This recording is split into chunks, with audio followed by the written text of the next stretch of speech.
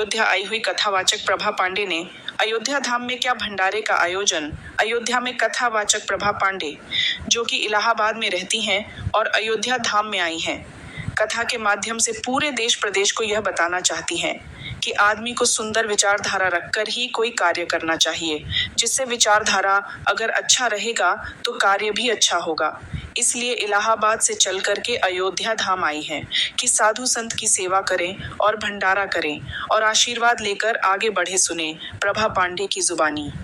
कथावाचक प्रभा पांडे, इलाहाबाद राजन महाराज, लक्ष्मण घाट, अयोध्या।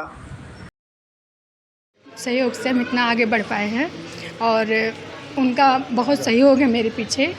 और कल हमारे जो बड़े पिताजी थे वो कवि भी हैं और कल उनका ये सबरी के राम का विमोचन समारोह भी हम लोगों ने मनाया किया और अपने पिताजी के ही मार्गदर्शन में हमने ये कथा शुरू किया अपना, और हम उन्हीं से ही कथा सीखे हैं। और आगामी हमारे पूज्य गुरुदेव जी हमारे सहयोगी होंगे। इन्हीं से हम चाहते हैं कि हमारा कथा का जो प्रोग्राम है आगे बढ़े और भगवान श्री राम की कृपा हमारे ऊपर बना रहे, आप सभी लोगों को ऊपर बनी रहे।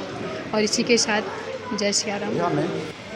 कथावाचिका प्रभा पांडे जी, जो कि इलाहाबाद में रहती हैं, इनका अवध में भी आवास है, जो कि अपने कथा के माध्यम से पूरे देशवासियों को यह बताना चाहती हैं, कहना चाहती हैं कि आदमी को विचारधारा को शुद्ध रख करके ही कोई काम करना चाहिए। इसलिए ये इलाहाबाद से चल करके आई अयोध्या में कि हम संत महात्माओं की सेवा करें, भंडारा करें और आशीर्वाद ले करके आगे बढ़ते रहें। ये इस विचारधारा से इन्होंने इस भंडारे को किया है।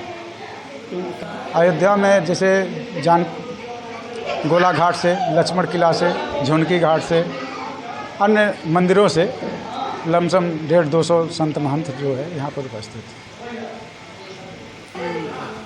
जी, मैं कथावाचिका हूँ पंडित प्रभा पांडे अयोध्या धाम से, और मैं सनातन को जगाने का काम कर रही हूँ।